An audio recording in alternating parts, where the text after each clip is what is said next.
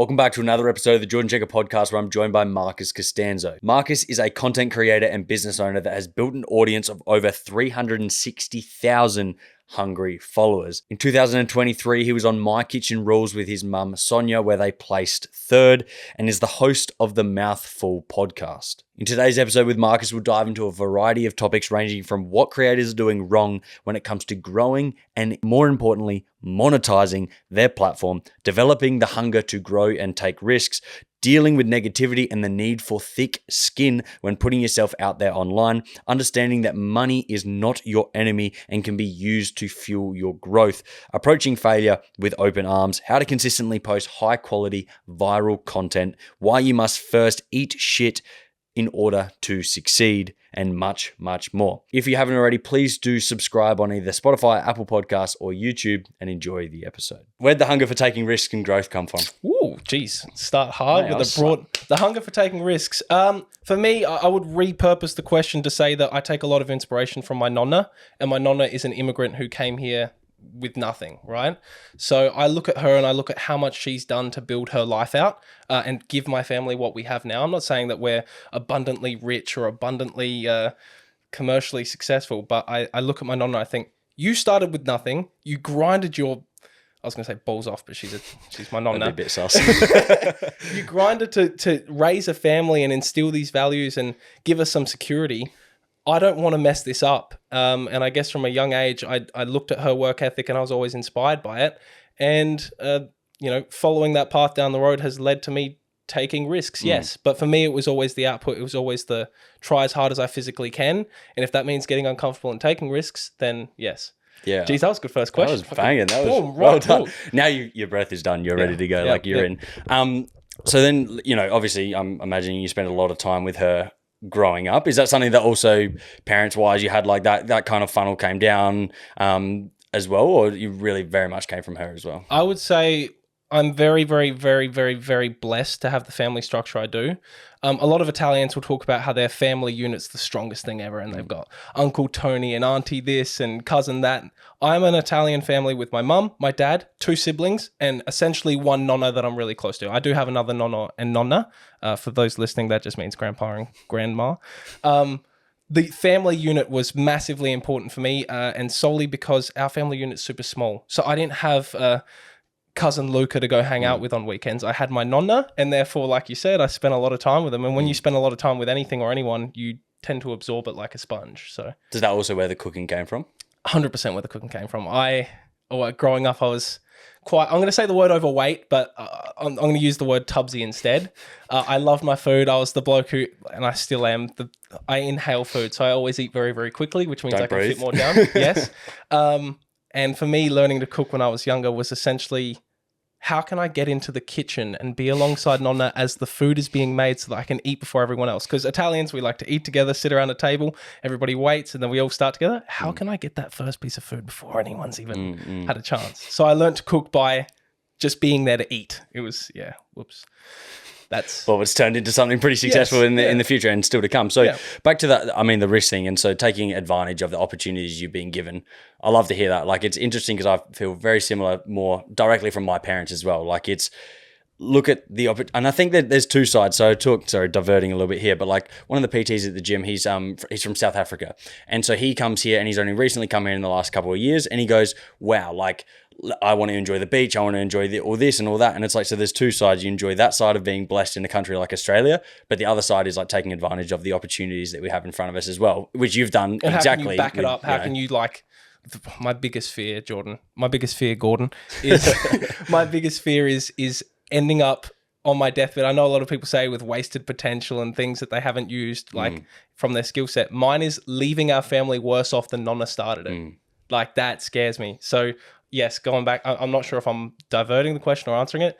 Taking risks is the prerequisite, so I'm happy to do so. So how old was she when she came over? 18. Yeah, wow. So I'm 23. You're like, oh, she was a little bit younger than me, foreign country, probably spoke no English at the time. Like, it's, that, and that's, so that when there you is grow the up biggest with that, risk ever, Jordan. Sorry to interrupt. That, like, you think about it, you're leaving your home country and you're barely even an adult to go and like start a whole new life, get married and do all of this. You don't even speak the language, man. Like, that there is a risk. What am I complaining about chucking a few you post stuff on Exactly. social media. Like, Yeah.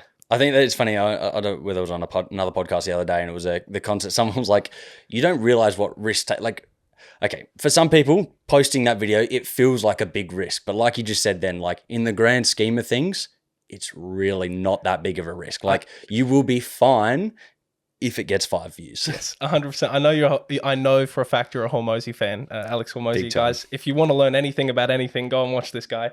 He says, if you zoom out far enough, you can't see the Earth. Yep. Do you get what that means? Yeah. Like, we are so unimportant and we're going to die anyway. And even if you're fucking Michael Jackson, at some point you'll be forgotten, which gives a whole sense of freedom to things like goals you want to pursue. Yeah, 100%. It's like when you go up in a plane and you look down, you actually can't see a human. You go, oh, I don't mean that much. No. But at the same time, like, you do mean a lot. Like, it's not that, but it's like in the concept of take risks, try things, do things. Because if you fall flat on your face, mate, you'll be fine. Keep walking forward. That's totally fine. It's interesting. I don't know. I don't want to go off track and start rambling, but the idea of like, you need the lack of ego to realize you ain't shit and nothing you do is important in the long run, which means just do what you can to be a good person, grow and leave humanity better than you found it. But then you also need a bit of an ego to believe in yourself to push forward to that thing that people don't think you could do. So it's like, how can I be self-believing, but also not so serious with myself? Yeah, does that make sense? It's a hard line to walk, and I think I know personally, I don't know your take on this as well, like you fall over each side sometimes. Like you go further one way. It's like confidence and arrogance. Sometimes you can accidentally slip and you got to pull yourself back, but that's part of life. Like, it's finding that. 100%. That was my journey through high school as well. I found I was the one being bullied, but also the one that like kind of deserved to get roasted sometimes. Like, that's sort of how I came up, especially in the early days of doing stuff on social media and posting to YouTube. Like, I remember when I started out, like with the content, whatever, I was probably 14. Started posting to YouTube just because I'm the sort of guy who gets super obsessed with things. So if I see someone who's done something that I like, I'm like, it's possible. So who inspired that? Casey Neistat was the start. Beast. A guy named Andy Schrock. I used to be really, really, really big into skating. Shout out I still get people messaging me now from like the days of when I was 14, like, oh my God, I remember when I used to watch your skateboarding videos.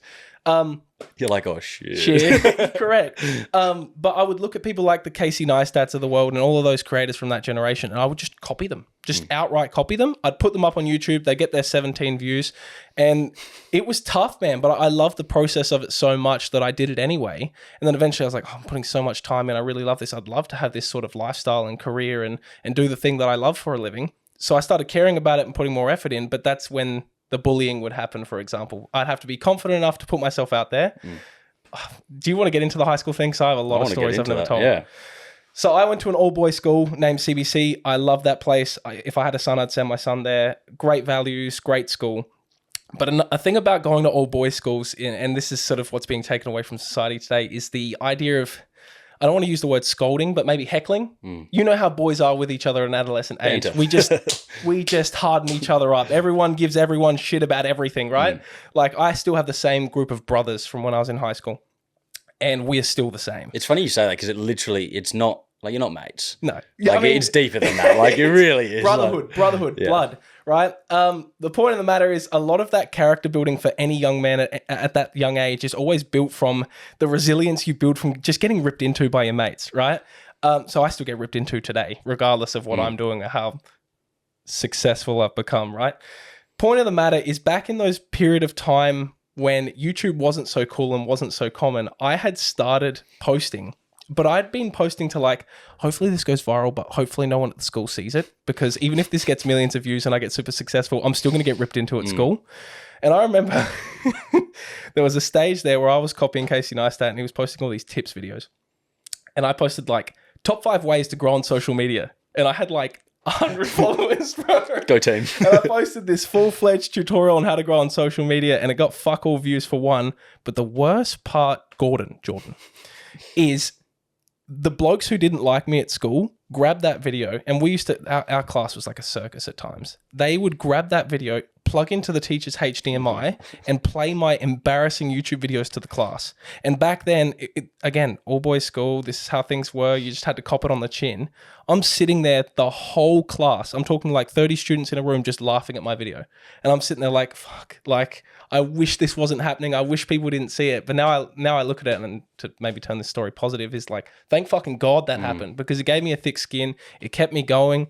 And yeah. But there is a moment where most people would be like, nah, this is too much for me. Bro, it was horrible. I remember it's like survival of the fittest, isn't it, in that situation? Especially in footy culture. Like, I was real big into footy. I remember there was a stage that I was like playing really high level football, right? At the start, I think I was vice captain of the first in like year 10, right? And I remember we had this fining system. So I don't know if your school ever did this for sports, but there would be an after party at the end of the year for the celebrations at the end of the season. And boys would contribute money to get the alcohol for said party. And the way that you would contribute the money is by fines. And you get fined for doing stupid shit. If you kick the ball out in the fall, if you do something dumb, if you get like rejected by a chick, like you'd get fined. And it's real toxic if you look at it now. But back then I was like, oh, this is funny. I got fined outright $25 as a year 10 just for having a YouTube before I was even in the team. Sick. Like, bro, it was just, looking back on those days, the thick skin has really served me. But I'm going on a rant. I'm going to let the conversation go back to you. I'm sorry. No, it's good. I like it. I mean, because, but the YouTube channel, like, that's obviously where it started. And then so you started, that was where your skill stacking begun, I guess. And like the ability to get that thick skin. Now, when you go and you're on national TV with My Kitchen Rules and people are sending shit your way, thank goodness you took the steps to build that thick skin, because if that was the first time you had some form of kickback, you're fucked. Yeah. Like 100%. You needed that 30 people in a class, because now you're on national TV with, I don't know, how many thousands of people watching it, and whatever that turns into. That's now a larger scale, and you've got, 360 plus thousand followers across platforms. Yeah, good thing you had the 30 people in class laugh first, because that was a progression and a skill stacking in itself. And the way I know you're right is I looked at the other contestants who are on the flip side of what you're saying, which is, here's my first exposure to national opinion. They copped it, and it really affected them. Whereas me, I remember saying it to my mum, because like one of the episodes I was portrayed a certain way and got some negative feedback. We redeemed ourselves. It was okay. Anyways, I remember saying to my mum, geez, this shit can't hurt me. You can't get me. I've had my YouTube videos played at school in front of me. Like, just, it got to a point where even on the footy field against other schools and other teams, I'd be playing football and I might be having the game of my life. I might be playing great, fucking BOG, right? No one gives a fuck. All the other team, the only thing they say to me is, you filming a vlog today, mate? You fucking, and that's Aussie culture in general, but I used to get ripped into so hard, and I still do. I still do, and rightfully so. We all deserve a little bit of a ripping sometimes, but... Gotta keep yourself on the toes. Yes, correct. I'm grateful for the resilience of just, going back to the start of the conversation, the ego to believe in yourself enough to go forward, but then the humbleness to not take yourself too seriously, because at the end of the day, you could be fucking covered in gold, perfect, and you still cop some shit. That's just the world. Well, I don't know. Maybe this is not a great approach going about it, but this is what I think. I'm like, I take the piss out of myself before they even can. You know, like it's like I'm a self-admitted hairline is going to disappear one day, and I'm always like, one of my mates, like he like shaved his head, perfect hairline. I'm like, yeah, I'm thinking of doing the same. And he go, and I'm like, so I can show how far it's running away. I'm like, if I had waited for him to be like, oh, well, what about your hairline or something? I'm like, I got him first. You get no pleasure now if I take the piss out of myself first. Like, maybe that's not healthy, but it works. Something to extract from that, if you're the audience listening, that Gordon has just given us, is essentially, I really like that. You can't get me if I've already gotten myself. Yeah. So there's a value in. So is it self-deprecation? Is that the way to describe it? It sounds like a big word. I don't want to say something stupid. I don't know. Yeah. Along those lines, yeah, I know what you're saying. So where did the love for cooking and content come together then? What inspired that? So obviously the cooking, Nonna, and then the content, skateboarding, YouTube, but then you put them together and you go, I could do something here. I think the way it worked was back in the early days of YouTube, I was just filming lifestyle, right? I was filming whatever I could to be David Dobrik, to be Logan Paul. How can I be entertaining? How can I prank my friends? There are so many videos that are now gone on YouTube that I've delisted that were like, great, like really like stuff that'd get me cancelled now, like stuff that me and my friends found funny and we were doing to each other. But some of the pranks I used to pull on my friends were so toxic, and like they were funny and people loved them, but looking back, I was doing the same thing that Logan Paul got called out for at a mass scale. It was like, how can I be more extreme for more views? And back then, before TikTok existed, 3K views on a YouTube video in Adelaide, people knew who I was, right? And it was how can I scale the energy? How can I scale the stupidity? It's what happens when you are the product and your character is the video, right?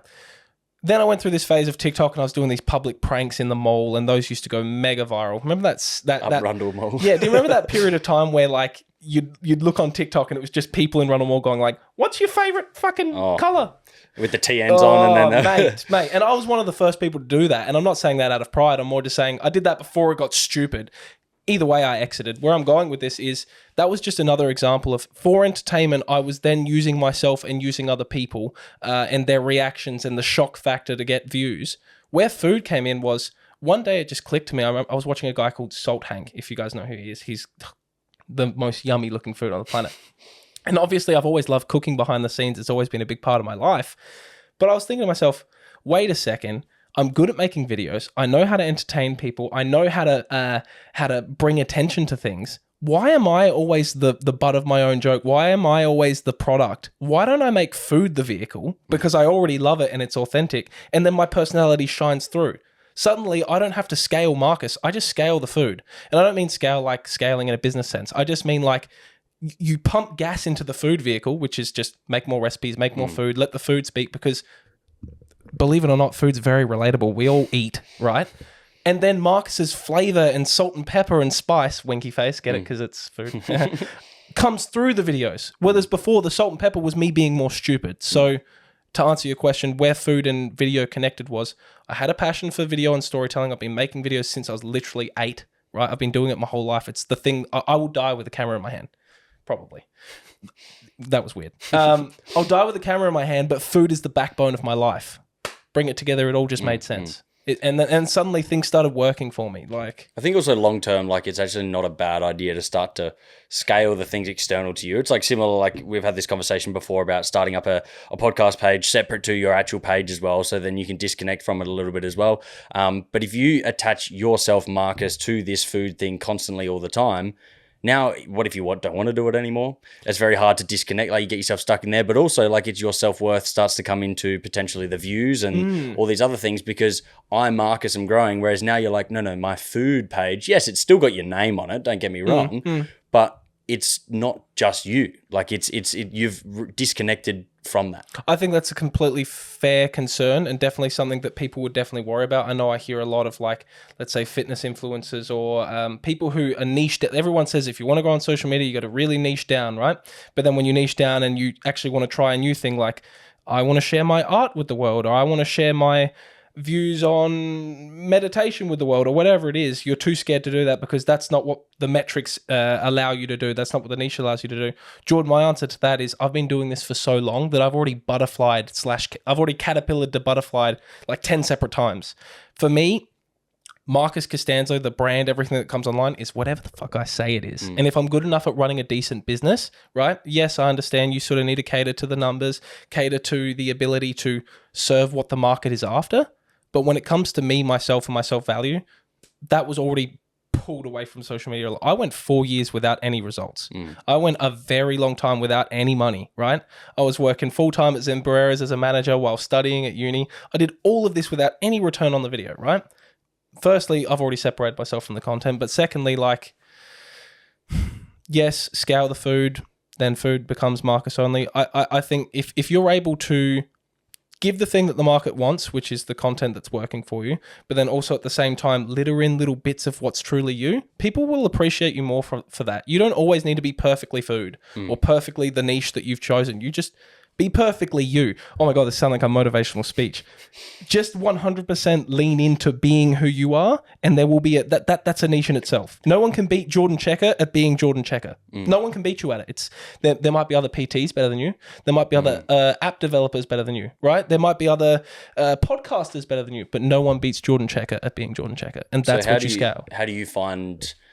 What do you have to do to find and be that authentic version of yourself? Like personally, what have you had to do? Because it's easy to say, be yourself. And someone goes, I don't know who the fuck I am. What now? What are you trialing and erroring? What's the everyone says, well, how do I find myself? Well, what are you doing day to day and like looking into that allows you, okay, well, I did this thing.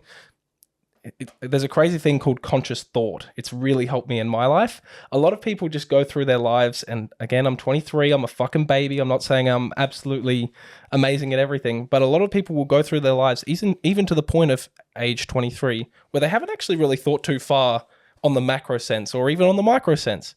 Where I'm going with this is when you stop and you think about how you feel about certain things that you do, you tend to go with your gut on things. I don't know if this is sounding too broad and not really tangibly the audience can take from this, but when you say, how do you find yourself? Okay, what did you do today, Jordan? Tell me, how'd your morning start? Woke up way too early to PT and then trained and then had a 2-hour meeting and about app development. I've asked the wrong question because you already know your direction. You already know who you are and where you're going. But I think, here we go. Here's a good Can you get where I'm going with this? I finished school and I don't know what to do. And so I tried something, and then I always found myself coming back to fitness. But then I was like, so I went to PT, and then I went to online coaching, and I was like, but I don't really like online coaching because it's just a bigger version of PT. So then I went, app development, I can scale that. I like being a leader. Bang. I was a captain in most sporting teams. So then you fizzle your way into that as well. To dot point that, he's just said, I've tried a bunch of things. I've reflected on how I felt about said things. I then adapted said things, and then I repeated the process. And then bit by bit, you sort of tailor yourself into what you are and what you aren't. When I first started my business, it was just a photography business.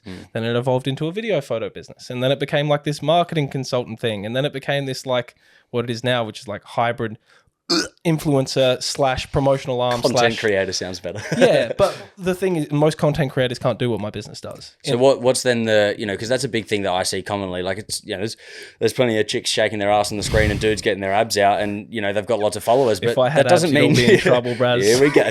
But it doesn't mean you're going to monetize either. No. So, and I know you've talked as well that money is not the be all and end all, but it is a bit of ASMR, nice drop. It is an important factor in longevity, because if you're making $10,000 a year for the rest of your life, it's probably not going to work. So where do you think people are going wrong in that monetization and switching it, and what are you doing to try and make that I think obviously I'm not original for saying this, but there is a real trend of do what you're passionate about being sexy, right? Everyone's like, well, the money will always come. And I'm even one of those proponents. I'll say, guys, the money will come. Just focus on the passion first. Focus on what you really love doing first. But let me tell you something. I've said in the past on other podcasts, you won't be passionate about things you suck at, which is why you need to keep trying to become good to then earn said passion. But let me tell you tip number 2, which is you're not going to be happy if you're fucking broke. Let me make that 100%. Very, very, very, 100%. Very clear. There's the starting point, which is find the thing you're good at and have the right reasons for the skill. But at the end of the day, it's time to fucking make a bag. Like you're not going to be able to do your best work at said passion if you aren't making money. Maybe this is a real capitalistic mindset, and there's someone out there listening. It's called the world we live in, though. Yeah, correct. People are like, oh, well, why don't you just be good at it and share it with the world? Well, fucking oath, I've been doing that my whole life. But also at the same time, I can do better things when I've got resources. I can do better things when I've got a team behind me that I'm able to pay each week. It's just, I remember when I made my first I don't want to speak numbers on here because I'm very private with that stuff. I remember I made the most X amount of money I'd ever made in a month, right? And I was like, holy shit, I could retire now. And then you do the numbers, you're like, actually, let's not try and go down that path. I was like, fuck, I'm rich. I started buying all this fucking jewelry, doing all this stupid shit. And in the scheme of things, it's fuck all compared to what I make now. But I still make fuck all. What I'm trying to preach here is the mindset of, at the end of the day, you'll make your first bit of money from doing the thing. Let's say you're in a 9-to-5 and you eventually switch to, say you're, give me a profession. Accountant. No, okay, not a 9-to-5. You said not a 9-to-5. A passion profession. Artist, okay, painting. You're an artist. All right. So you've been making $60,000 a year as an accountant, and then you want to become an artist, and you hustle your boobies off and you work very, very hard, and you find a way to transition that artistry into $60,000 a year. So now you're $60,000 a year accountant and $60,000 a year artist. Most people would be like, oh my God, I'm ditching the accountant stuff. I'm rich. I'm now making money and I'm doing the thing that I love. I guess where I'm going and where I'm trying to push this is, let's say you're really trying to do something, right? And you need the resources to be able to do said thing. You eventually realize that 60 grand as an artist, and I shouldn't be using numbers because everyone's standards are different, is not enough to do the thing you're trying to do. So a lot of people are like, oh my God, I'm getting paid though. I remember my first paid job as a photographer. I was like, holy fuck, you can get paid for this? And then throw everything else in. I'm in. When you're a PT, when you first start, you're like, oh my God, I'm getting paid to be here at the gym with this person, and I'm doing that instead of being at this X, Y, and Z job. Your gratitude for that is just as high as your gratitude making what you make now. But what I mean to say is, like, where did we start this conversation? Fuck.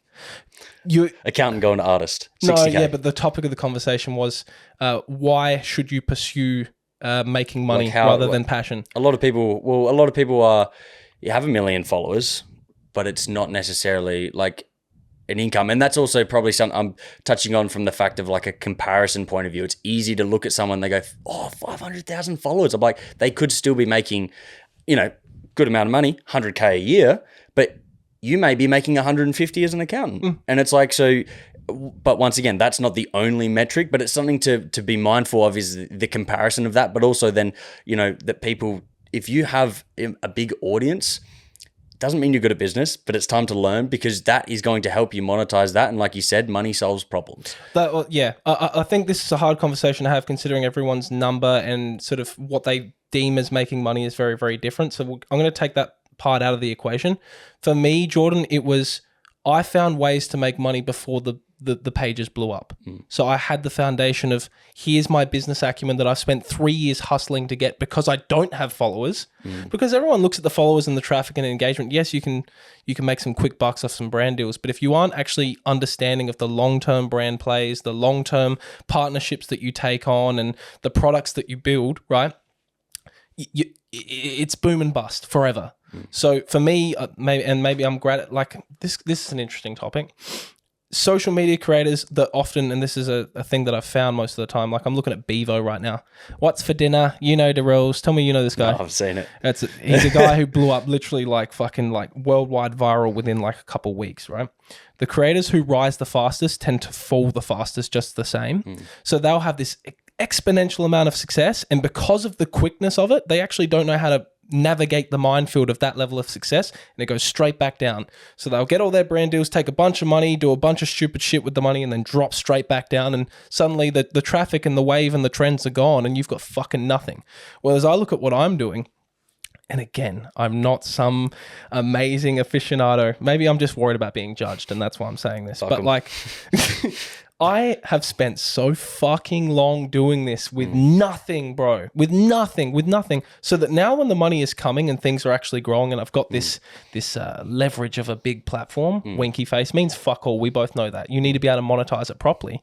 I'm glad that it's been a slow build, because the slow build is how you learn the tips and tricks along the way. Can you imagine if everyone who's at the gym right now, and I'm sure there are a lot of gym listeners who listen to this because Gordon's a gym guy, right?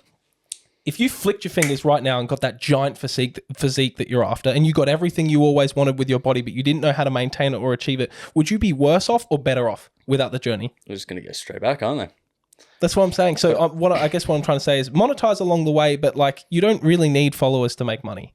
That's the bookend point. Back to the same point as well of the dealing with the negativity and the hate, is that came in increments.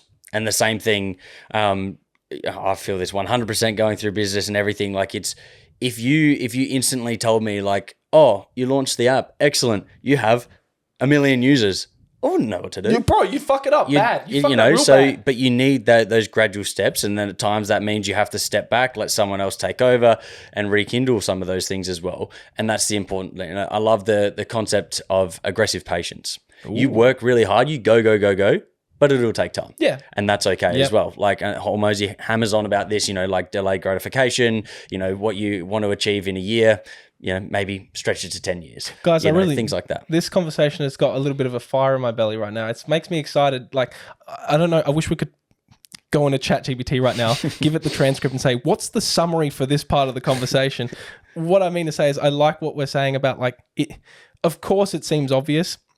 Incremental games, long-term play, the journey is always the most important part. These are not new things that we're discovering, but I like the idea that if you really look at it like, imagine if I had everything that I'm asking for right now, would I be able to cope with that? No, it's the person you became on the way there that made it possible. You need that more than you need the thing.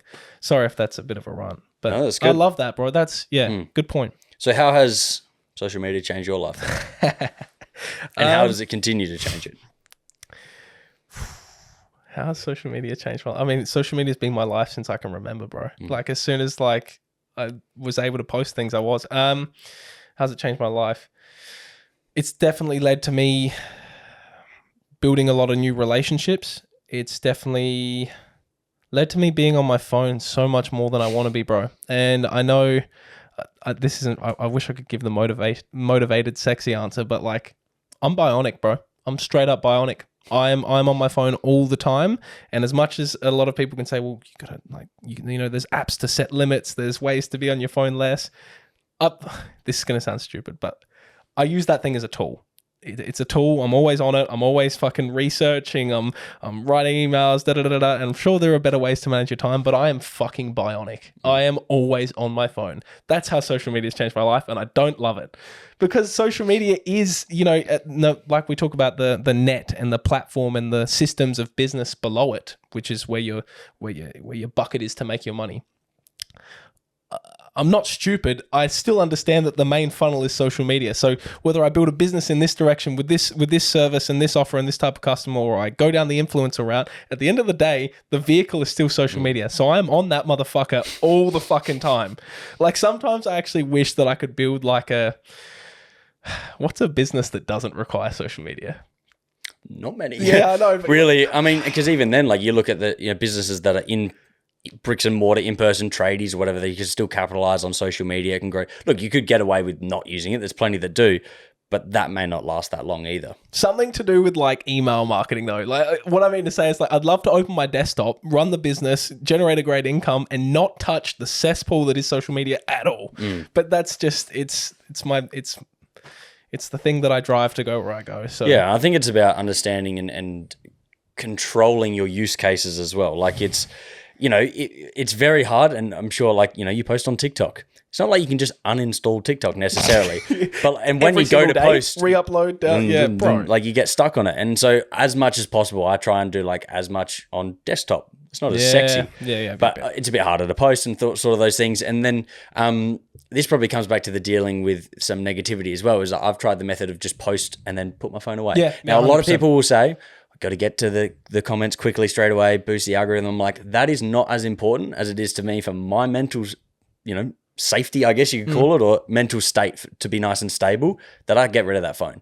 And you said, you build up the thick skin and you get through that, but you got to find methods that, get you away from that. Like if that's no phone at nighttime, whatever it is. And yeah, you want to be on that motherfucker because it's very addictive, but come on, you can do it. Let me make it clear as well. Sorry.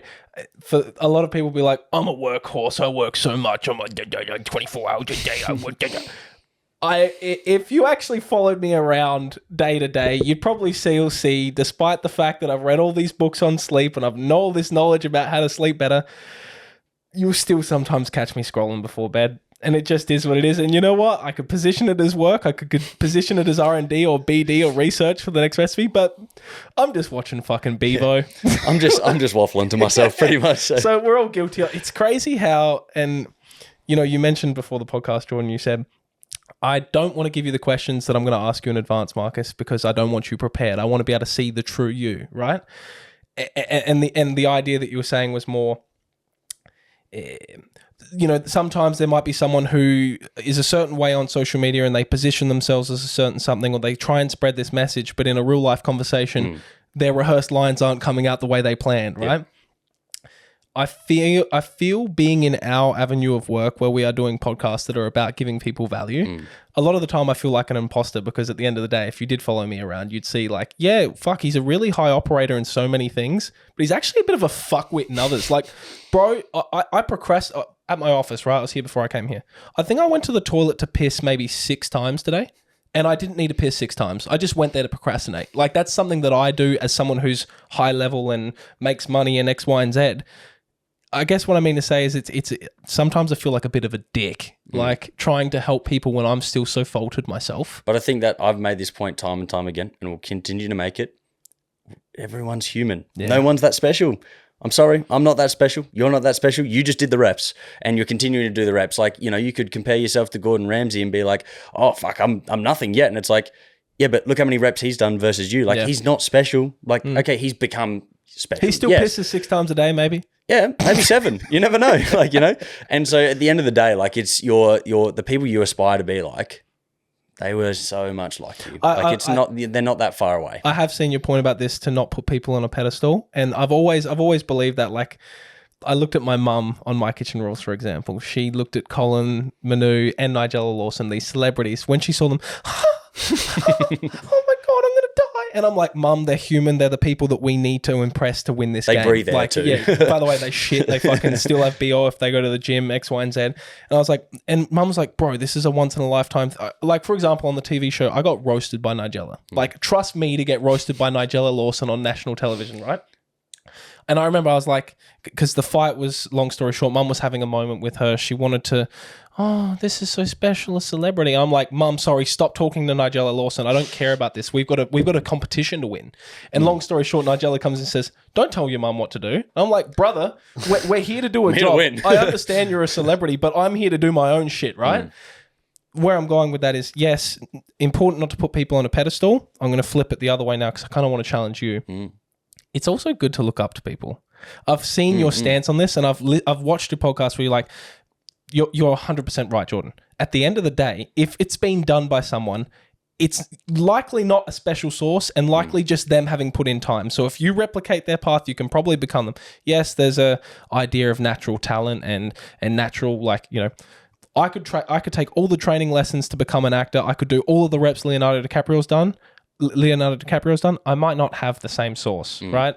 We are different in ways, but also at the same time, I feel like your view, Jordan, also just shuts out the idea of inspiration in general. Like, I look at, this is going to sound cringe and this might make sense to some people and some people might agree, or I really like Logan Paul. He's a dickhead. And so is Jake. I really like Logan Paul. I really like Jake Paul. They're both cockheads. I understand what the media thinks of them. But if they didn't exist, I wouldn't be what I am right now. Now, I'm not saying that if I saw them, I'd fucking shit my pants and freak out and want to give them a kiss on the lips. I'm more just saying, like, you doing the thing made me so feel a certain way that I wanted to do it too. Well, I think that's power, is to take aspiration from people. Get inspiration, like, look and be like, wow, that's amazing. But like, it's not necessarily like, yes, it's them as a person that has created that thing, but I just think creating a little bit of disconnect in the fact that what they've achieved is amazing. You know, Gordon Ramsay has done amazing things, but he's still human, which means that if you do the reps and do whatever, once again, like you said, you may not be exactly like him, but you could get a lot closer than you probably actually realize, because there are elements of the opportunities that are arising, timing, all those other factors that come into play. Yes. Or LeBron James. I'm not going to be a better basketballer than LeBron James. No matter what. Guaranteed. But there's still dudes in the NBA that are 5'11". It can be done. Yeah. You know, so there are, you know, there's still outliers there. And so I do agree. Like, if you don't want to get too narrow and be like, no, fuck them all. It's take inspiration from people, but understand they're still human at the end of the day. Yeah. I think the key there as well to take home, regardless of whether you're far on the Jordan side or far on the Marcus side, is if the belief serves you and is leading to you going where you want to go, fuck it. Who cares what the belief is? Like, let's make a whole Mosey quote right now. There's a thing that he talks about where it's like, I've had so many people come to me where, you know, I've shown them the path, I've given them the evidence, I've told them that they can do it, and they say, well, no, I can't because of X, Y, and Z excuse. And his response to them is, you're 100% right. You can't do it. You're right. Let's stop this conversation. You can't do it. And the point he's making there is like, if your belief is that this excuse or this thing or you idolizing this celebrity is the reason you won't be like them, that's the truth. It's the truth. If you think that you've got a Jordan perspective where everyone's human, you know, if they've got a certain path and you can follow it, you can do it. It's the belief that if it serves you, use it. If it doesn't, maybe consider changing beliefs. Well, everyone's beliefs are true to themselves, aren't they? Like, it's their truth. So do you think people downplay how hard it is to create content, to be a creator, and to put in those reps on a consistent basis, because I personally do have more respect, I think, for creators and influencers, let's call them, than most people do, because it's actually maybe not as easy as people think. Oh, fucking oath. You're putting yourself up for rejection every single time you put that post out. And again, we've discussed that that's completely trivial when you zoom out far enough. You can't see the earth. But it's fucking hard. What about in the concept of the creation of the content, the ideas, the staying fresh and relevant? Well, it depends what you're creating for. Are you creating for yourself? Are you creating for business purposes? Are you creating because it makes your vanity and your ego feel good? For me, I do it because I love it, and now I'm also in love with making money and building businesses. So it serves the thing that I'm trying to do, and therefore I don't care what people think of whether or not it's hard or good. Like, we're all going on our journey either way. I know I'm not answering your question, Jordan. It's fine. It is so, yes, to answer your question, it is so much harder than people think. And yes, the climate of social media is always changing, and it's the responsibility of the creators to adapt to that. But I don't fucking care. Like, you can think it's easy, you can think it's hard. I'm still going to be doing what I do either way. And again, going back to that whole idea of, does your belief serve you? Tell me that content creation's easy. Tell me that from fucking the same position you were in 10 years ago. You haven't fucking learned anything. You haven't grown. Everyone's metric of success is different, but you're still fucking broke, mate. Shut up. Like, I don't know. It is hard, but if it's easy, that's fine too. It's more like, how are you trying your best to do your best at the thing regardless? Because I'm going forward. If you're not, shut the fuck up. I think, it's more like from... Sorry to sound combative there, by the way. Right. Sorry. Boxing matching bound, like just swinging at the camera. But I think it's more from the perspective as well, I guess, for people to understand, if they're wanting to get into this, it's not going to happen in a week. Like, it takes time. Like I tried with fitness content. I tried for 2.5 years. Maybe if I kept trying, it would have done better. But it was hard, and that didn't quote unquote work for me. But I found another path from it, and I think so. Understanding that coming into it, it's not going to be all bells and whistles, because social media looks that way.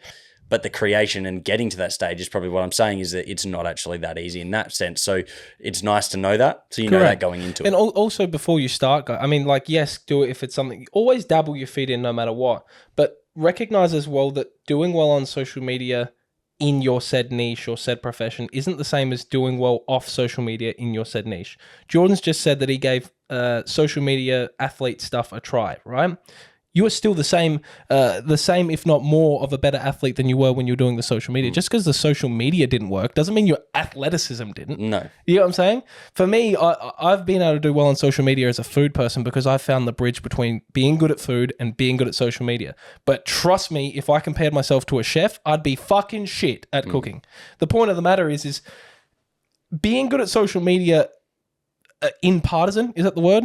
As a byproduct of being good at your thing isn't the same thing. You could be the best artist on the planet, and if you don't get social media, it's not going to work. So you sort of pick your poison. You choose a part. If you're going to go down the social media route, understand that you just being good at your one thing isn't how it's going to work. Like you've said, you're a great athlete, right? You're a PT, you're a professional, you're an expert in your space.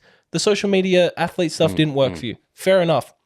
That's because it's part of the game. You know what I'm saying? Also, the interesting part of that is it also doesn't actually necessarily mean you are bad at creating content either. That's another layer again. Yeah. So, I mean, I know, once again, someone will say, oh, that's a cop-out. I'm like, I was in competition with dudes that take steroids and do all these sorts of things. It's like, most of the comments are like, oh, but you don't look big enough. You don't do da-da-da-da-da. And it's like, okay.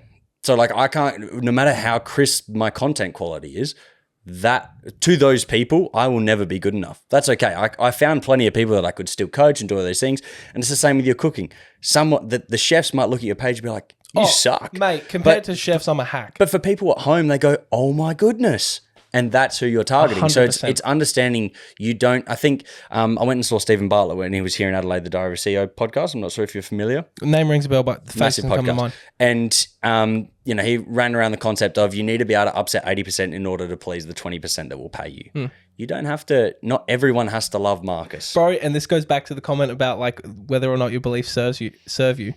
you can talk to me about the 80% of people who don't really fucks with what I'm doing, but if that 20%, like you're saying, is paying the bills, who gives a fuck? Like, I'm still making more money. I shouldn't be competitive, but it's like, who cares? You've got your 20%. You've got your loyal people that believe in you and invest in you. Sorry, I'm getting fucking real passionate. As long as you're being morally correct, then move on. Yeah, move 100%. on, people.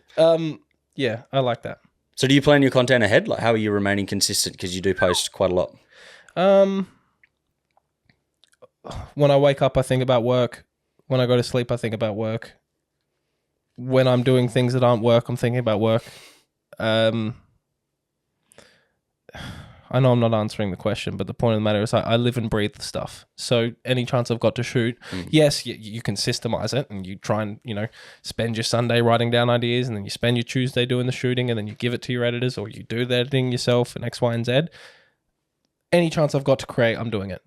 It's not I need more of this, so I'm going to put in more of this to get that. It's like I'm doing this thing and I do it as much as humanly possible. That's how I do it. It's very broad. No, but it makes it like it's you're not forcing yourself into sitting down and being like, think of ideas for a video. No, I'm 100% you're just doing like that you're always, but like you're not being like dedicated. Like you're just, it's a constant thought for you because you're so involved in what you're doing that it comes semi-naturally. If I could make it relatable and actionable to the people listening, it'd be, set aside time to come up with your ideas. Use whatever you need to. A lot of the time with social media, it's such a quick world. We live in an artistry theft society. Everyone's copying everyone, and it all happens so quick and gets buried so quick that by the time you're angry about someone copying you, it's over. Like I did a recent series. I joined in on a trend, a chopped sandwich series, right? Hundreds of millions of views. Even TikTok Australia reshared it, right? I'm not going to take credit for being one of the pioneers of the series, but I fucking definitely was, right? Now that's my ego beating my chest. I'm going somewhere with this. The whole point of what I do, Jordan, is so that I can share food with the world. I want people to try my recipes because I know if they taste good, other people will enjoy them too. Yet suddenly when I'm seeing probably 100+ pages take my content, reshare it without asking, post it, they get 20 million views, they gain 10,000 followers from something I thought of, something I made.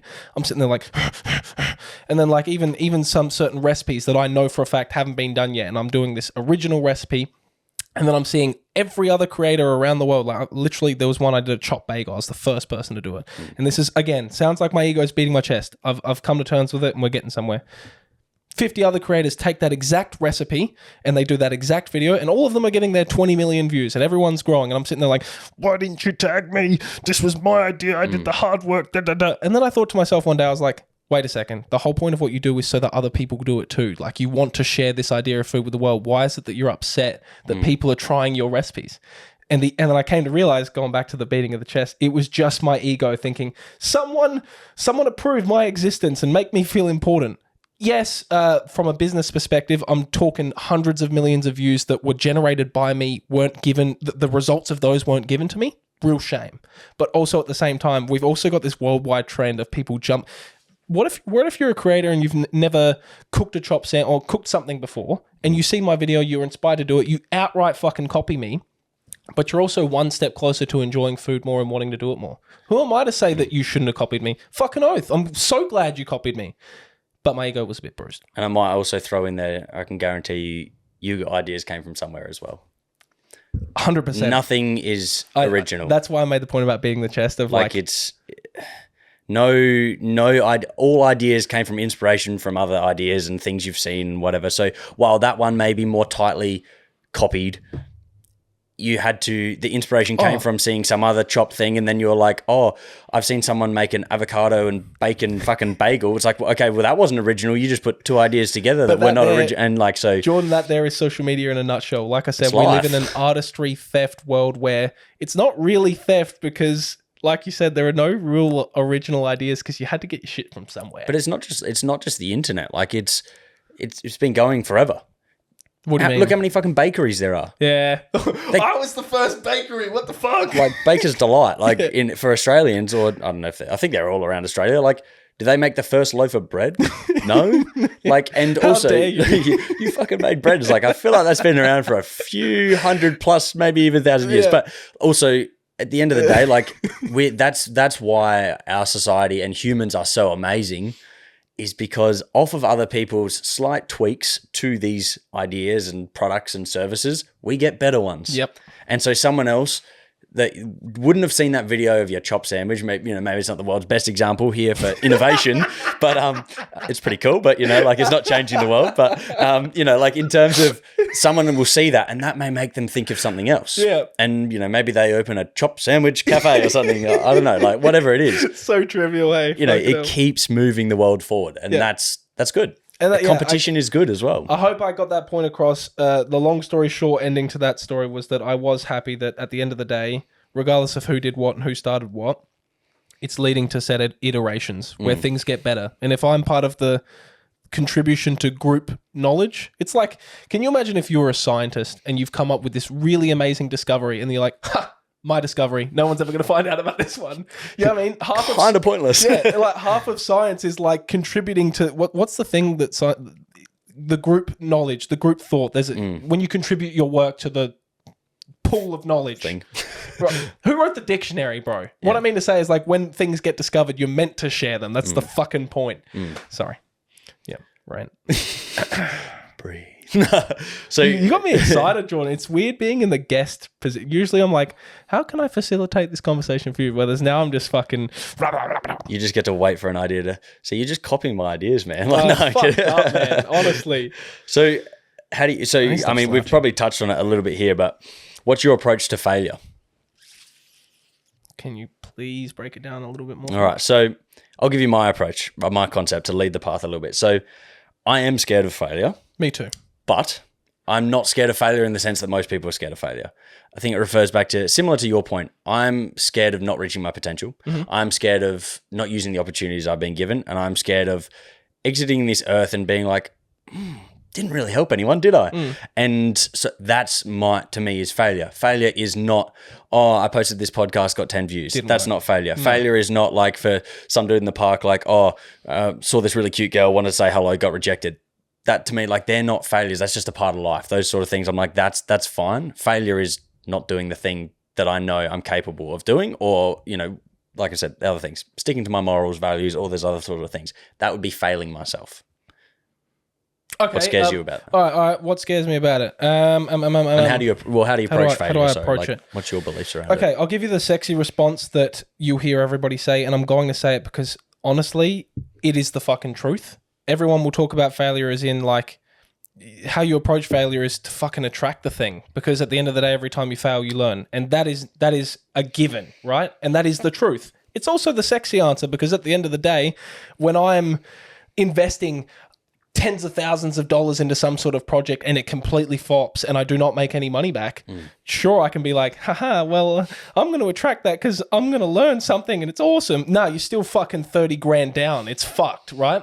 So how do I deal with failure in a way that's micro and in the moment? I tell myself that if I don't do this, it'll be worse. So I can be 30 grand in the pot. Okay, I shouldn't use that example. I could be X, Y, and Z result that I don't want, which is defined failure. Or I could be far worse for not having tried at all. You just, bro, we're going to die. Like, is that a fair answer? It's going to be worse if you don't do it. Yeah. And a lot of the time, my parents have always been a big proponent of this. Prevention is always better than cure. Always better than cure. You look at it in any aspect. You look at the pharmaceutical industry right now, like, and the way things are going with the world in terms of like, let's patch up our fucking symptoms and not fix the actual root cause. Well, the root cause of your failure in life is not having taken on more failures in the short term, shithead. Like, it's the truth. So how I approach it is, you fucking better, mate, because you'll be worse off if you don't. Yeah. I really like, I mean, obviously, like, taking things head on, doing all those things. I always like to just remind people, like, don't try and fail, but do the things That's so that will true. and I'm not sure if you said it specifically, so and I'm not personally attacking you, but I hate when people say, you just got to try and fail fast. I'm like, No, no, I don't go like, Stack I'm going up the failures. yeah. You're to aim for them. Like, no, they will just happen, but don't aim for them. Like 100%. Yeah. And that's probably the wonky answer that people give as well. It's like, you should fail more. I'm like, no. You should try more, which likely means you will fail more. Yes, but then you learn from that. Like, you don't go out and be like, I'm going to start that product, drop 30K and be like, I hope it fails. No. Yes. No, everyone says aim for the moon, but if you miss the moon, you'll end up in the stars. The idea of attract failure is like, oh, I'm going to like aim for the fucking floor. Yeah. Oh, I hit the floor. Hell yeah. Yeah, fuck yeah. Yeah, no. Yeah, that's a very good point. I'm going to dig a hole. Like, that's a really good idea. That's great. That's funny. So... You know, I just realized before you go further, did we press record? Yeah. Is the audio, is that record? Yeah. Okay, sorry. Don't worry. I checked it like 4 times. How do you deal with criticism from those closer to you? Whether that's in the form of they want what's the best and want to protect you. Jordan, can I say this? I've been on one other podcast when I was like in year 9. This is my favorite podcast I've ever been on. Appreciate that. And I have my own podcast. Like, I like... So in other words, you should listen to this. You've given me good... As the host on my own, it's good, but I'm like excited to talk right now. How do I deal with it from internal circle? I'm glad we had the conversation earlier about scolding as young adults between males. It's just part of the lifestyle. How do I go about it? I value it. And this isn't me trying to give you the sexy motivational answer. I would rather get ripped into by the people I trust and love because it's worth something than worry about what the outer circles are doing. Like, I trust my mum, I trust my siblings, I trust my dad, I trust my girlfriend, I trust my close friends. I have a very tight-knit circle. I'm quite, despite being so public, quite private. And how I handle it is, please give it to me. I'm asking you for it. If you don't like it, depends on what I'm asking. I'm not going to ask my non-business owner friends some business advice, but I'll ask the other people in my close circle that understand business. So it's about being smart about what questions you ask to what people. That's a good thing to extract. Yes, your close circle is definitely the people you can trust and the people you can ask to get said feedback from people you trust. But it's about I'm not going to ask my mum for advice on how to do a certain something that I'm doing with my work because I know she hasn't done said thing. But I sure as fuck will ask my mum something about... First thing that came to mind was parenting, but I'm not a dad. Something about macro wisdom when it comes to life. Fucking oath, I'll ask my mum. Yeah, she's been through a little bit more than you. Yeah, just a little bit. I like what Jordan said there, which is, yes, coming off of what Marcus has said, now I'm talking about myself in the third person. Embrace the feedback of the ones that you trust and you value their opinion, but maybe be wise who you're asking. Like, and for what? You know what I mean? What things you're asking for. I'm sure the person you confide in about your relationships is very different with the person you confide in for your business acumen. Yeah. And I think that's important for all conversations, not just like your aspirational conversations either. Like you've got a girlfriend, you got a nice family, maybe some conversations are for girlfriend, some are for family, some are for friends, some are for a professional. Like not all conversations need to be had with everyone. Yep. And so I really like the concept when it comes to my business side of things. Like, so talk to the people that you value the opinion from, yes, but sometimes I do the thing, then tell people I've done the thing because they can't convince me not to do the thing. Yeah, that's good. Like in some cases, now don't do stupid thing. That's not saying that, but like it's you've said this, you're like, this is what I want to do. If you are so passionate and you really want to do that thing, do not let someone's opinion, because you told them too early in your journey, be the reason you don't do that thing. That's where it becomes dangerous, I think, as well. And it comes back to sort of what we said earlier in the, how I said there's such thing as conscious thought. The conversations you have with yourself are really, really important. Like I know, like I've kind of stopped it now just because it's taking too much time, but I've filled maybe 8 full journals worth of handwriting just every single day talking to myself. Now, I'm not going to... handwriting? Can you actually go back and read them? It's fucked. My handwriting's horrible. But I'm not going to get into saying like, everyone start journaling, let's have a fucking wank and start talking to ourselves and be grateful for things. I can say that because I've literally, if I showed you, I've filled like 8 journals worth across 5 years, right? Now I do most of my journaling on Notion, so I do it all digital, so I can track it better, right? And I can read it. And it's quicker. I don't have time to fucking, let's start the day in journal. But the point of the matter is, I'm saying that I have evidence of 4 years of conversation with myself. So some of those conversations that aren't with your friends, your family, or a professional, are with yourself. And when you get better at talking to yourself, suddenly you don't really need to confine in someone about a certain business idea. Like, you got to be able to make quick decisions in business too, in life. And I think, once again, fine line, got to be careful saying this, but sometimes you do just need to deal with shit on your own. Yeah. There's some things you're like, really, this is you. Yeah. And you'll be okay. Yep. You'll get through it. A Hormozy example is the conversations he has with himself. He's got a... Alex Hormozy, guys, again, we're doing a shout out for a guy who fucking doesn't know who the fuck we are. But I messaged him the other day. Did you? Yeah. Oh, I was like, I'll come to America. He's the best, scenes. man. That's fine. He opened it. Yeah. So now I'm idolizing people. Fucking hell. Got to shoot your shot. Point of the matter is there's this one guy that Jordan and I both listen to who we've both taken a lot of inspiration from. I've consumed a lot of his stuff. I've read his books, X, Y, and Z. Really smart. A guy you should trust because he has the evidence. But he doesn't give a fuck if you don't trust him anyway. No. Sorry. These are all inside jokes. We're going to call him Carl. No more Alex Hormozy talk.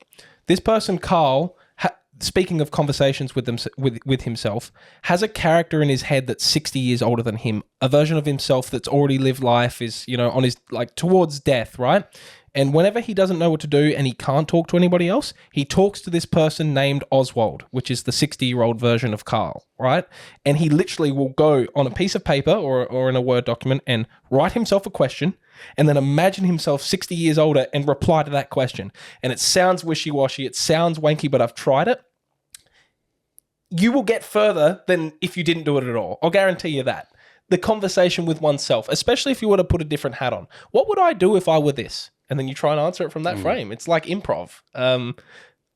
You're right. There's so much power in self-talk, isn't there? Like, I love that you see the videos of javelin thrower, track and field. But I saw a video of this lady the other day and she was on the long jump runway and she was standing there and it was just pretty much her just standing there. You can do this, jump hard, extend. And she's talking to herself through the whole process. It's that's powerful. Real. You step yourself into that situation. You become who you're aiming to become, mentally. Now, you're not faking it, but you need to change and you need to step into that a little bit. 100%. I couldn't agree with. I've always called myself a fat person. Jordan. I've always said, you're fat, you fucking fat fuck, you fucking eat an ice cube and you gain calories from it. I'm that guy. I've always been that guy. The way I speak to myself is fucked. It served me a lot because I'm very hard on myself. It only serves you so far, doesn't it? Only serves me so far.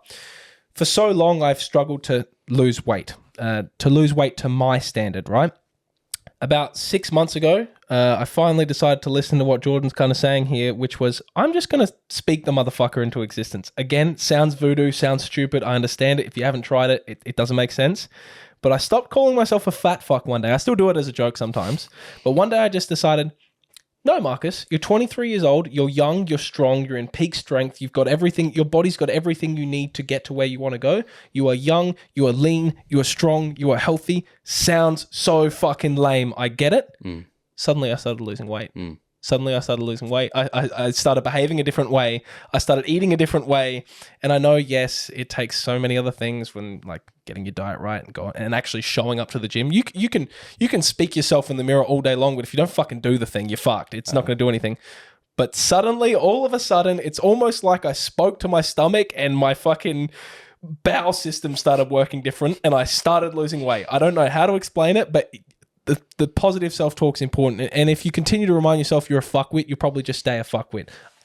But you framed that very perfectly there, is the fact that you said you were my behavior changed or these things changed. It's so... But it starts with the words, Jordan. You're exactly. right. But, and this I've said it too many times, winning thoughts, winning talk, winning action. Dad's favorite quote, taught it to me. It's in here forever. Thank you, Dad. If you... I really appreciate it. But if you you can't just talk about things if you are, let's say, not even yourself, hypothetically someone is extremely overweight, you can't just be no, I'm not. Oh my God, it's gone. I'm not saying that's your only solution, but it is a great starting point. And perhaps for this person who is just outright fucking not in shape at all and wants to speak themselves out of it, maybe it's the words you choose. Maybe no, I'm not is not the answer. Today I'm going to make a change. Today is the day that I do this one thing. It's not aligning yourself with those unhealthy habits and behaviors either. It's saying, okay, maybe I am overweight, but that it's how you talk to remove that as your identity, not the fact that it is a fact. Yeah, You currently reality is still reality. Jordan, I've got a big nose. I have a big nose. I can't look in the mirror. It's pretty big, right? And it's been broken before, so it's all fucking crooked and shit. I can't look in the mirror and say, I will have a smaller nose tomorrow. I will have a smaller nose tomorrow. Depends what appointment you're booking for. The point Jordan's making, I'm going to try and alley-oop with him here, is the positive still talk is just as necessary, but perhaps the thing you're saying to yourself in the mirror is, I accept my nose for what it is, or maybe my nose isn't so bad, or maybe XYZ sentence that reframes the way you see your nose. Well, it's an acceptance as well, isn't it? Like and so the things that you don't want to accept, you don't have to accept, but things like that, just accept them. Like it's not going to change. Like and you know, there's things you can change and things you can't. So accept those that you can't. Maybe change the things that you can. Like you said, like if you're a shit bloke, don't just be like, nah, I'm a good bloke. Maybe you're actually not. No. Like, you know, that's okay to accept, no, I have been a bad person in the past. I'm going to change that. That's a healthy thing to do. And I'm sure everyone around you would be very grateful if you did that as well. 100%. What's your relationship with money like? I have my answer, and I have a person that I consider a mentor. He's done everything I've done and makes more than triple what I make in terms of money. I've now reached the place where he was when I met him 3 years ago. So I'm making more money than I've ever made ever. And I'm now that person in my life where back then when I looked at him, I was like, oh my God, this guy's a fucking god. I'm not saying that I'm a god. I'm just saying like, wow, it's achievable. His answer to me is that I don't respect money enough. He says that, I should be saying this on the pod, like, if I have $1 to spend, I'll spend it. Now, that doesn't mean that as soon as I've got $1 to spend, I'll go and buy a fucking car or buy cool clothes or do stupid shit with my money. It's as soon as I've got $1 to spend, I give it away. I will, is there an upgrade that the business needs? Let me fucking throw it at that. I never keep my money. And like you say, being rich is not how much you earn, it's how much you keep. Now, I'm earning the most I've ever earned, but I don't feel any bit richer. So my relationship with money is I spend it as quick as I make it because in my head, making it seems easy. It's not. It's fucking not. I work around the clock. My life kind of low-key, like, is just tough. But I think it was you've done it before, you could do it again sort of concept. Yeah, like, there is an element of that. It'll come back, I don't... When I'm doing the grueling, disgusting work hours of blood, sweat, and tears to make the money, when the money comes, I tend to forget what went into making the money. I'm like, oh, this money was easy to make. Let me spend it. And I just give it. I'm generous. I buy things for people. I buy things for the business that I might not need. I might not... I don't know. I feel like although smarter in terms of the way I invest and the way that I leverage my money, I still am kind of like a 17-year-old kid. Oh my God, I've got money. It's like not... I won the lottery, just spent it. Yeah, but it's not like I'm spending it on stupid shit and then I'm regretting my purchases. I definitely know how to save. Like I've been through jobs where I wasn't making much money and I had to save. But now it's like it comes and then it goes and then it comes again and then it goes. And I would like to keep more, Jordan. I don't know is there anything you take from that? Well, I think is like there's a couple of things. So like if that makes you happy, but then that's a dangerous card to think of, Paul, as well, to just tell people if it makes you happy to spend lots of money, spend it all. Doesn't like make it's me so happy. No. It depends what you're spending it on as well. And this is where like we could touch on goals of buy, like, you know, I want to buy X when in the future. And a lot of people will be like, no, don't set like any materialistic goals, da da da da da. And I'm like, I think it's actually okay.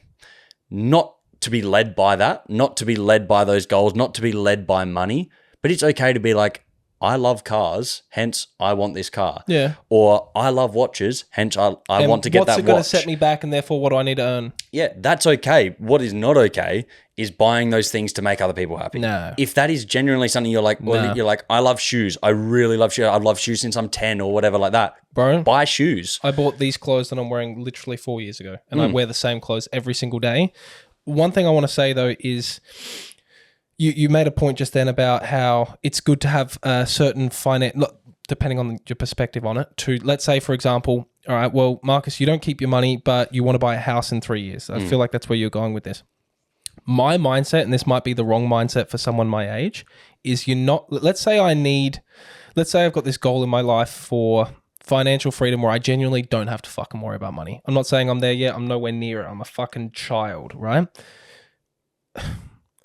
My belief is that let's just pick a number, Jordan.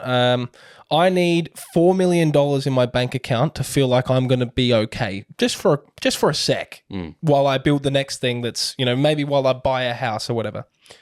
My belief strongly, and I'm so glad that I have it. It might not serve you. It might not serve the people listening. You're not going to fucking save your way there. So if I need to spend money to get myself to an income where $4 million falls in my fucking lap, I will spend that money. Well, there's a lot of people like, well, Marcus, you're not earning fucking $4 million a year. That's just not the case. Maybe you would benefit from keeping a little bit for you. Like, I remember the first 2 years of, I probably shouldn't be giving tax information. The first few... Not advice. No, I'm not doing it. I just spend a lot of money to the point where I was like, hey, yeah, but expenses are good. I pay less tax. Well, they're still expenses, brother. Yeah. They're still expenses. You don't get it all back. I used to be like, bro, the person I was when I first started, I was like, oh, I've got profit. Let's spend it. Yeah. Let's create these expenses because they might help me earn more money. My bank account didn't go up that financial year. What the fuck? What the fuck am I working around the clock to not seeing my bank account go up? What are you talking about? I don't believe saving your way to your milestones is the right way to do it. Take what I say with a grain of salt, though, because I'm not rich. Depends on the person in front of you. So I really, I don't know if you know Dave Ramsey at all. He gives out a lot of financial advice, and for people working, call them 9 to 5 normal jobs. Guys, don't listen to us. This is me and Jordan talking to each other. Okay, don't listen to us. But I've had, plenty of people be, you need to buy an investment property. You need to save your money and do this to get a home and all these sort of things. It's like, well, in the position I'm at right now, my money is best served reinvested in my business. Building in the business. Yep. Exactly. But not everyone wants to run their own business. Not everyone wants to be a content creator. Some people just want to work a 9 to 5 their whole lives. That's what makes them happy. Perfectly fine. And so maybe the saving mindset is more, there's a different person depending on what your goals, where you want to spend your money. Maybe for them, it's better to put it in stocks or in whatever. Yeah. And it's like, but so no one size fits all. I think that's what, Going back to what you said though, as long as that saving, no matter what the mindset of money is, as long as that's not for the purpose of other people. I'm 23 years old. I still live with my parents, right? To some people, that's really normal. To some people, that's frowned upon. I've been able to move out of home for at least 3 years. I have the money. Don't get me wrong, I have the fucking money. Like you said, I am willing to be that kid at his parents' house filming podcasts out of a fucking garage. I know I say it in every podcast, but I'm saying it again. I am okay with the ego hit of, he still lives at his parents. Okay, I'm still making enough money to build my income so that 3 years from now, I'll be the one laughing at you. Not that this is about fucking fighting with people about ego and status and goals, but it's like, regardless of what your financial goals are or what your standards are, make sure that they're yours and not somebody else's, and make sure that the reason you're saving is for you, the reason you're earning is for you. I have aspirations for a very macro large thing later, and I'm more than willing to take every single bit of profit I have and make sure it goes back into the fucking business. And if that means living at my fucking parents' house, it's okay. I've had the same girlfriend for a very long time. I got no one to fucking impress. I don't care. Like, you can see me how you want. You can think, like, obviously I really believe though as a man, like when it comes to mastery, I want to have my own house. I want to do these things that allow me to be the provider. But if I'm not that guy yet, I'm not that fucking guy. Mummy and daddy, thanks for the bed I sleep in. I say it all the time. People are like, you do this, you're so successful. I still live with mummy and daddy. Like, I literally say those words, mummy and daddy, because it's like, just a reminder, you ain't fucking shit. You don't. People dress themselves up so nice, Jordan. They spend $600 on fucking shoes, and trust me, I've been there. I've done that, right? You still go home to your fuckwit life with your fuckwit job and your fuckwit this. What for? Sorry, but well, that's what I think. Do it for you. Do it for you. Like, if those. Like I said, and I don't know what everyone has something that materialistic that they do want, whether it's a house, whether it's a car, a watch, whatever. Generally, some people have something or something they do. I want more staff, Jordan. Yeah, that's just what I want materialistically. But like, say, I will put my hand up and say, I love cars. Always have. I don't want a nice car because everyone else wants a nice car. I want a nice car because I fucking love cars. Yeah. Couldn't give a shit about watches. I'm wearing a Whoop band that doesn't even tell the fucking time. Yep. Couldn't care less. One of my friends loves watches. Cool. If that's okay. Like, it's so, like you said, it's for you. As long as it's not an external pressure buying those things. I'm like, same as you, old Gymshark clothes, socks have holes in them, wearing Vans. Wow, what an outfit. I have like six pairs of underwear I cycle through, bro. Please wash them. Look, I may not be your mum, days of the week, but yeah, that's grim. Yeah, like like you said, do it for you, not for anyone else, as long as you're not externally led there. So now you've mentioned staying on top of your health is a bit challenging for you. Like you've reframed your mindset, you've changed some of those things as well. But I imagine as someone that cooks food almost every day, if not every day, and you have to taste that food, you have to do all those things. How do you stay on top of your health? How do you maintain that priority in a balance of lifestyle? Because I think we can all know we've seen quite a few chefs on TV before that have let themselves go. Jordan, I'm glad you asked this because I feel like I've come up with the strategy that suits my sort of lifestyle. Coming up as a kid, again, played SANFL development squads as a kid, first 18 footy. Like I was very fit oriented. My expenditure was so high when it came to exercise that I could eat what I wanted, right? Then when I started a business, I realized how sedentary I was, and I spent the first 3 years sitting at my office, typing away. To answer your question, yes, my lifestyle is eating, tasting, reviewing, tasting. My calories are fucked half the time, right? So I've come up with a few strategies. Firstly, yes, I love exercise. So I train Muay Thai. I go to the gym as regularly as possible. I've been through, like Tom Mather, we have him in common. Yep. Shout out Tom Mather. If you're listening to this, I fucking love you, bro.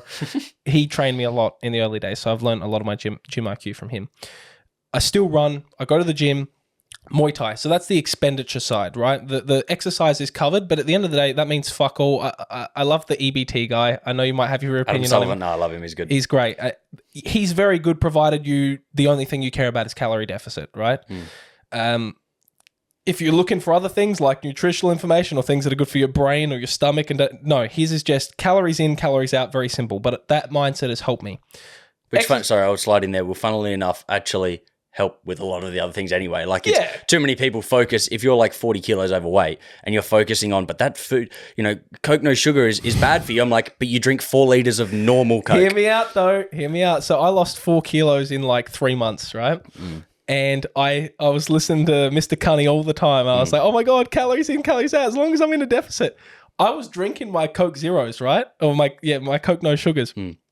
I was losing the weight. I was in a calorie deficit, but I was also shitting liquid, Jordan, because the shit's not good for you. You need to eat food. Yeah, but what I mean to say is like, let's not get into the debate about him. I love him. I love what he's doing for the world, and his mindset is so simple that if you just take it on, you probably will lose weight. Anyways, to answer the question, fasting has really helped me. So I know not a lot of people agree with this, but for me, I won't eat until 12, and it's not because I'm starving myself. It's just when I save the calories for that one lunch meal, damn, it really does time me over till 6 p.m. And then I'll have my second meal. And suddenly I realized, oh my God, breakfast was just a hobby. I didn't even need it. And I'm not telling myself to make myself feel better about not eating breakfast. I just didn't fucking need it, right? By being conscious with it and taking that time to fast daily, you're also making sure that when you finally do have that meal, it's a good meal. And it's a good meal that fills you up because, oh my God, I only get 2 of them today. Let's make it count. So the calories, obviously I try and eat clean when I'm not on camera cooking. When I am on camera cooking, I try and take the bite and then handball the food off to somebody else. It's a bit shameful though because, you do this food thing out of passion, but now suddenly the food's just a prop. And as soon as the camera's off, you're fucking giving the food away, which is kind of sad, but other people get to enjoy it. Calorie deficit, fasting. I'm always exercising because I probably wouldn't be here if I wasn't, bro. Just stay, yeah. Exercising has really helped me. Fasting, good. I eat a lot of meat. So carbs are my best friend, brother. Carbs are my best, bro. Honestly, if you could give me a piece of bread and butter every single day, I'd do it. You are Italian. Yep, bro. Carbs. It's in your DNA, in your blood. Dude, carbs is like my favorite thing on the planet. Honestly, it's just anyway. Cutting down on the carbs and finding ways to trick yourself into being the same level of full, or at least that tricksy. I feel like I'm full, but you're actually not full because carbs are fucking bad. Depending on who you're speaking to. Depending on who you're speaking to. And for what the goals are. I just eat a lot of meat, a lot of protein, and where I take out carbs now, I put protein in. But I might be wrong, and I'm not in tip-top shape. I'm just getting by. And also, I mean, as a PT and a nutritionist, I'll throw in there, you've just chosen the methods that work for you. And so, we've said with finances, we've said with all of this, it's not one size fits all. So 100%. I have clients that fast. I have clients that eat 4 meals a day and still lose weight. I have clients that eat carbs. I have clients that don't like carbs. I have clients that are vegan. I have clients that are keto. And so, like it's not one size fits all. They're to the point of Adam Salomon, like the calorie deficit, that's the principle. And there are millions of methods to achieve that principle. Yep. And so like it's whether that's, switching, removing Coke altogether, or from sugar to no sugar, or whatever it may be, like there's so many methods, and you've found a really good structure that works for you. And so, people should try the same thing. They should, like we said, experiment. Like when you were trying to find what you wanted to do with your life, you experiment, you see what works. You will never take breakfast away from me. I've tried, and I get to my first PT client at 9 o'clock after being there for 3 hours. I'm still like, give me my food.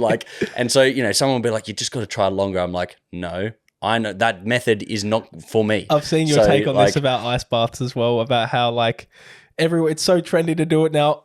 I just don't like fucking ice baths. I'm not going to fucking do it. I mean, I love them. I do them regularly, but I see what you're saying of there's no one size fits all. Do the thing that works for you.